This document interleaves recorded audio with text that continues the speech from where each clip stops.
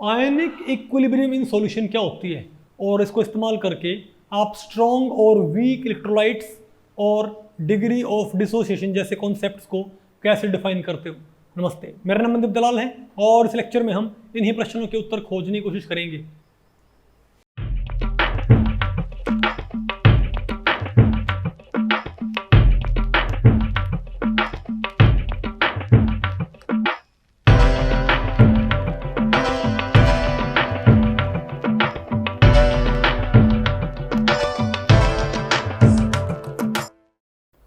Okay, अब बताओ हम क्या पढ़ते हैं भाई।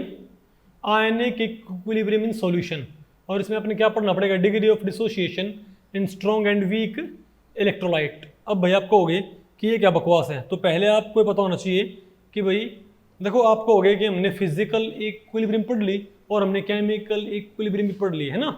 लेकिन अगर मान लिया जो इक्विलिब्रिया है, तो आप एक तरह से बोल सकते हो कि ये एक तरह से भाई अगर इक्विलिब्रियम आयंस के बीच में हो तो उसे हम क्या बोलेंगे, आयनिक इक्विलिब्रिया। आप इसको केमिकल इक्विलिब्रियम का ही एक तरह से क्या मान सकते हो, पार्ट मान सकते हो। ओके, सब पार्ट। ओके, तो आप कहोगे ये क्या होती है, तो इसके लिए पहले आपको पता होना चाहिए इलेक्ट्रोलाइट्स क्या होते हैं।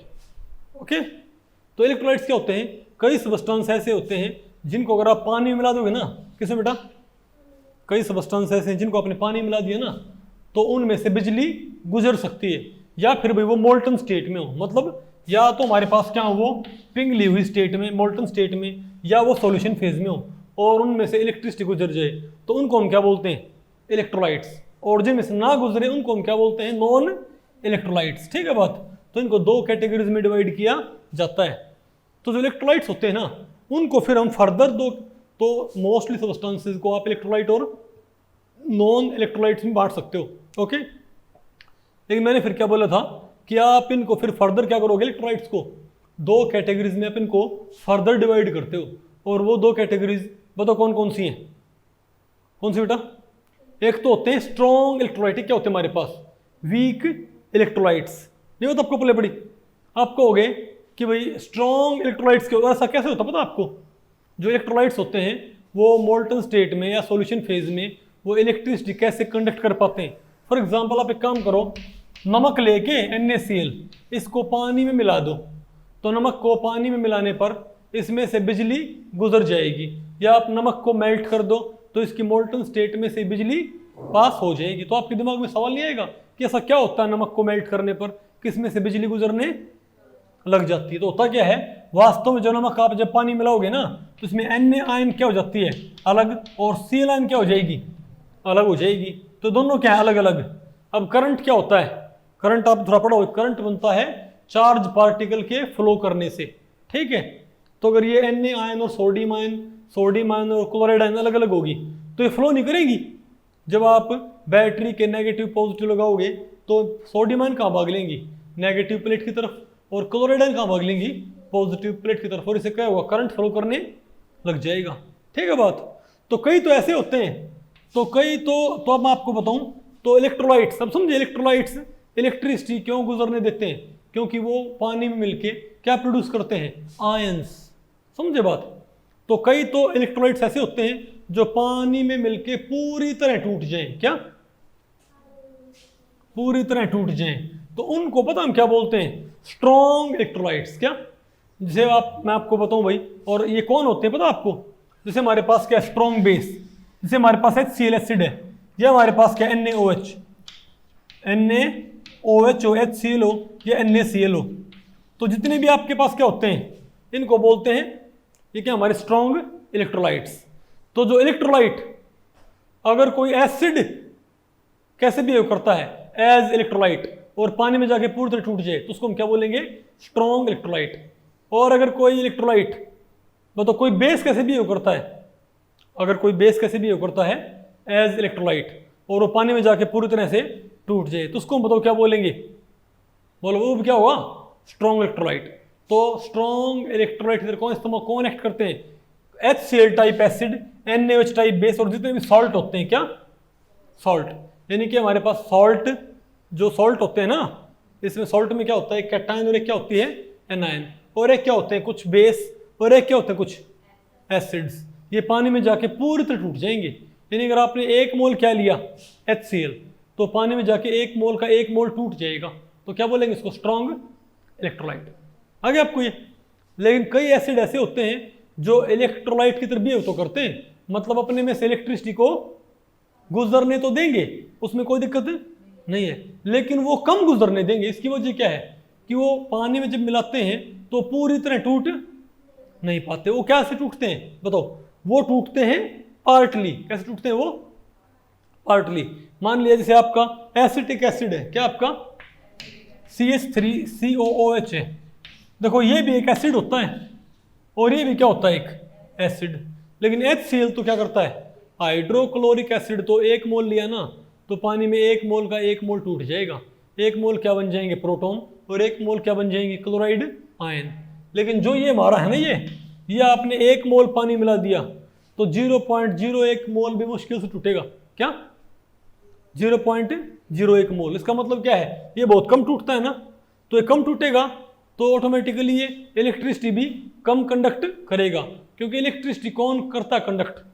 इलेक्ट्रिसिटी कैसे बनती है, चार्ज के फ्लो करने से। यहाँ पर चार्ज पार्टिकल क्या होंगे, कम होंगे, तो यहाँ पर फ्लो भी क्या बन पाएगा, कम बन पाएगा। बात आपको पहले पड़ गई। तो ऐसे इलेक्ट्रोलाइट्स, इनको हम क्या बोलते हैं, वीक इलेक्ट्रोलाइट्स। आगे आपको ये, तो जो इलेक्ट्रोलाइट पूरी तरह टूट जाए पानी में जाके, उन्हें हम क्या बोलेंगे, स्ट्रॉन्ग। और कौन कौन होते हैं ये, स्ट्रॉन्ग एसिड, स्ट्रॉन्ग बेस और सॉल्ट्स।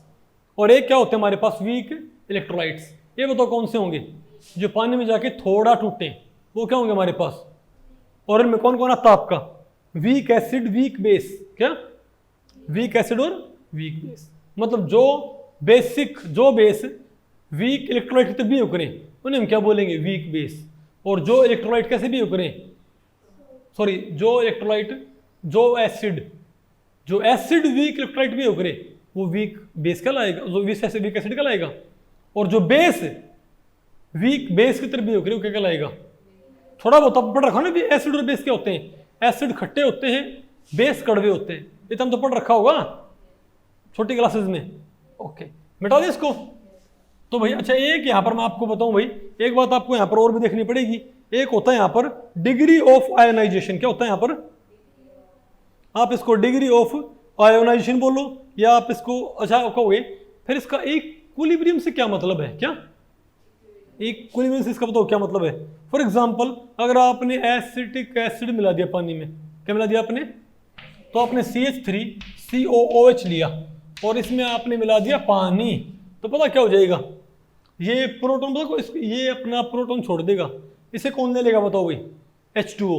और क्या बन जाएगा मेरे पास, बताओ साइड क्या बन जाएगा, CH3COO नेगेटिव, प्लस में क्या हो जाएगा मेरे पास, H3O पॉजिटिव। तो ये मेरे पास क्या बन गई। तो आपने देखा कि जो हमारे पास एक वीक एसिड है, इसने बताओ क्या तैयार कर रखी है, आयनिक इक्विलिब्रिया। आयनिक क्यों भाई, क्योंकि इसने क्या बना रखी है, एनायन और कैटायन। बात आपको पहले पड़ गई। तो क्या होती है आयनिक, तो अगर किसी इक्विलिब्रिया में क्या इन्वॉल्व है, आयंस, उसे हम क्या बोल देंगे, आयनिक इक्विलिब्रिया। सॉल्यूशन में होगी नहीं आपको ये, अरे बोलो भाई। अच्छा, अगर आपने HCl कहाँ मिला दिया, पानी के अंदर, तब बताओ क्या होगा, ये प्रोटॉन कौन छीन लेगा, प्रोटॉन कौन छीन लेगा, H2O। और क्या बना लेगा पता आपको, H3O पॉजिटिव, प्लस में क्या हो जाएगा, Cl नेगेटिव। तो ये फॉरवर्ड भी होगी, क्या होगी, ये बैकवर्ड भी होगी। लेकिन एसिड में क्या होता है, अगर स्ट्रॉन्ग इलेक्ट्रोलाइट है क्या मेरे पास, तो फॉरवर्ड बहुत ज्यादा होती है, बैकवर्ड बहुत ही कम होती है। तो ये मानो HCl बहुत ही थोड़ा सा बचा मिलेगा, और ज्यादातर HCl क्या होगा आपको, टूटा हुआ मिलता है नहीं आपको। मतलब ये इक्विलिब्रिया तो फॉरवर्ड में बहुत ज्यादा है, और ये इक्विलिब्रिया बैकवर्ड में बहुत ज्यादा। इसका मतलब क्या बताइए, इसका मतलब क्या, ये तो क्या है, वीक, क्योंकि कम टूटता है वो कम बनाएगा, और ये भाई ज्यादा टूटेगा तो ज्यादा बनाएगा नहीं आपको ये, ठीक है। तो एक होता है हमारे पास डिग्री ऑफ डिसोसिएशन। क्या होता है मेरे पास, आप इसको डिग्री ऑफ डिसोसिएशन बोलो या डिग्री ऑफ आयोनाइजेशन बोलो। डिग्री ऑफ डिसोसिएशन बेटर रहता है। उसकी वजह क्या है, मान लिया आपने कोई इलेक्ट्रोलाइट लिया, इलेक्ट्रोलाइट मतलब ऐसा सबस्टेंस जो पानी में मिलाने पर इलेक्ट्रिसिटी अपने में से गुजरने दे। आपने उसका 1 मोल मिला दिया और उसके 0.3 मोल टूट गए। क्या हो गया उसके 0.3 मोल, तो पता हम क्या बोलेंगे, इसका डिग्री ऑफ डिसोसिएशन क्या है, 30%। कितना है, अगर आपने 10 मोल लिए, क्या लिया आपने 10 मोल लिए और 4 मोल टूट गए, तुम क्या बोलेंगे? तो 4 मोल टूट गए, 10 मोल लिए थे, तो 0.4 क्या आ गया? डिग्री ऑफ, ये मैंने आपको पढ़ा था ना अल्फा, इसको भी अल्फा से रिप्रेजेंट करते हैं, डिग्री ऑफ डिसोसिएशन। ठीक है, डिसोसिएशन यूज करना बेटर है बजाय कि आयनाइजेशन की। उसकी वजह क्या है? क्योंकि भाई जैसे मैं आपसे पूछूं CH3COOH, मुझे पता है ये भी क्या करेगा? पानी में जाके क्या प्रोड्यूस करेगा? CH3COO negative and H positive, ये प्रोड्यूस करेगा ना भाई। और हमारे पास NaCl भी, पहले ये बताओ क्या करेगा हमारे पास? बताओ भाई, ये क्या बनेगा हमारे पास? और NaCl भी वहां पर क्या जाके देगा? Na प्लस और Cl नेगेटिव आयन देगा ना। तो टूटते दोनों हैं, टूटते क्या हैं? लेकिन आयनाइज कौन होता है? ये पहले आयनाइज नहीं हो रखा होता। ये हमारा क्या है? देखो, अगर NaCl पानी में जाने से पहले भी इसके अंदर क्या होती हैं? सोडियम और क्लोराइड। देखो आप कहोगे हम फिर कौन सी टर्म इस्तेमाल करें? हम आयोनाइजेशन टर्म इस्तेमाल करें कि डिसोसिएशन इस्तेमाल करें? तो मैं कहूँगा डिसोसिएशन ज़्यादा बेटर टर्म है। आप कहोगे इसकी वजह क्या है? उसकी वजह ये है, पानी में जाके ये भी क्या पैदा करेगा? CH3CO negative and H positive. और पानी में जाके ये भी क्या पैदा करेगा? Na प्लस और Cl नेगेटिव। बस बताओ अंतर क्या है? इसमें आयन तो पहले ही थी, लेकिन ये आयन पानी में जाके क्या होगी? डिसोशिएट। सॉलिड फॉर्म में ये दोनों आयन क्या आपस में बंधी हुई हैं, पानी में जाने पर दोनों आयन क्या होंगी? टूट के अलग हो जाएंगी। इसमें ऑलरेडी आयन नहीं होती, इसमें आयंस नहीं होती भाई CH3COH में। ये पानी में क्या होता है? आयनाइज होता है। टूटता तो ये भी है, तो हम क्या बोलेंगे? यहां पर सिर्फ क्या होता है? डिसोसिएशन। और यहां पर क्या होता है? आयोनाइजेशन एज वेल एज, क्योंकि यहां पर तो ऑलरेडी क्या है? अगर आपके पास नमक का क्रिस्टल है, आयन तो उसमें ऑलरेडी होती हैं, तो वो पानी में जाकर सिर्फ टूटती है। नहीं, आपको एसिटिक एसिड में आयंस नहीं होती, आयंस नहीं होती, लेकिन पानी में जाकर क्या होता है? ये आयन भी तैयार करता है। कैसे? डिसोशिएट होके। तो इसमें क्या होता है? आयोनाइजेशन भी और डिसोसिएशन भी, क्योंकि डिसोसिएशन के थ्रू ही क्या बनाएगा? आयंस। लेकिन इसमें ऑलरेडी आयन थी, तो डिसोसिएशन दोनों में नहीं है। तो इसलिए बेटर टर्म बताओ क्या रहेगी हमारे पास? डिसोसिएशन। आ गया आपको ये? ठीक है, तो मेरे ख्याल से आपको भाई इसका पल्ले, ये बात आपको पल्ले पड़ गई कि नहीं आपको ये? ओके। अच्छा, अब मैं आपसे एक बात पूछूं कि ऐसा होता क्यों है? क्योंकि आपको पता होना चाहिए, आपने फिजिक्स का अपना चैप्टर पढ़ लिया, क्योंकि मैंने आपको बता रखा ना कि फिजिक्स में लॉज ऑफ फिजिक्स हम कहाँ इस्तेमाल करते हैं? केमिस्ट्री के अंदर चीज़ों को समझने के लिए। ठीक है, तो होता क्या है? नमक पानी में जाके क्यों टूट जाता है? क्योंकि जो सॉलिड फेज होता है ना, उसका डायरेक्ट्रिक कांस्टेंट अलग होता है, और पानी का डायरेक्ट्रिक कांस्टेंट क्या होता है? अलग होता है। तो पानी का डायरेक्ट्रिक कांस्टेंट बहुत ही ज़्यादा होता है, और उसकी वजह से आपको पता है इलेक्ट्रोस्टैटिक फोर्स ऑफ अट्रैक्शन जो होती है ना, जो आयंस को आपस में बांधे रखती है, वो फोर्स घटती है अगर क्या हो जाए? डायरेक्ट्रिक कांस्टेंट बढ़ जाए।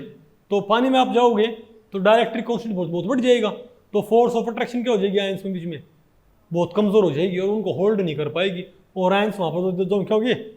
वहाँ पर जाके अलग अलग हो जाएंगी। नहीं आएगा आपको? अरे बोलो भाई। अच्छा, एक यहाँ पर भाई आयोनाइजेशन कांस्टेंट भी होता है क्या? जैसे जनरली इक्विलिब्रियम में क्या होया करता? कांस्टेंट होया करता ना, तो यहाँ भी क्या होता है? Equilibrium constant. कैसे?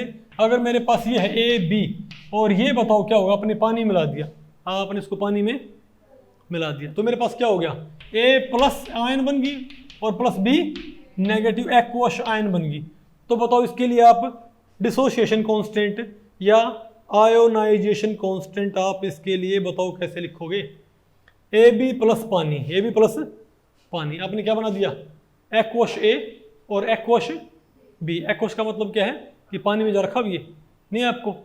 तो क्या होगा? हम क्या बोलेंगे? वो प्रोडक्ट है ये क्या हमारे पास? रिएक्टेंट। तो हम क्या बोलेंगे? A की concentration into B negative concentration by AB की कंसंट्रेशन। नहीं आपको? ये क्या होगा हमारा? ये आयोनाइजेशन कांस्टेंट क्या होगा? या आप इसको डिसोसिएशन कांस्टेंट भी बोल सकते हो। कुछ बात आपको पहले पड़ी? तो मेरे ख्याल से आपको आयनिक इक्विलिब्रियम की आपको बेसिक बातें मालूम होगी। आपको आयनिक इक्विलिब्रियम की बेसिक बातें मालूम हुई कि नहीं हुई भाई? अक्का प्रत्यक्ष उपकार आ गया, ठीक है, कुछ रहा तो नहीं गया है। तो भाई इस लेक्चर में इतना ही। अगर इस लेक्चर के बारे में आपके कुछ प्रश्न या सुझाव हैं तो आप मुझे नीचे कमेंट सेक्शन में पूछ सकते हैं, मैं उनके उत्तर देने की पूरी कोशिश करूंगा। तो ठीक है, मिलते हैं अगले लेक्चर में, तब तक के लिए नमस्ते।